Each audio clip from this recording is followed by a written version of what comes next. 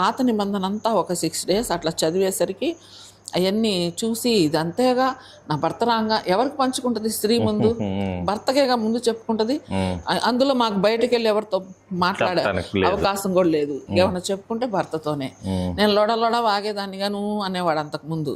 సరే ఈ విషయం కూడా చెప్దామని చెప్పి రాగానే చెప్దామంటే బైబిల్ ఎట్లా అని టేబుల్ మీద ఉంది, చదివి పెట్టా.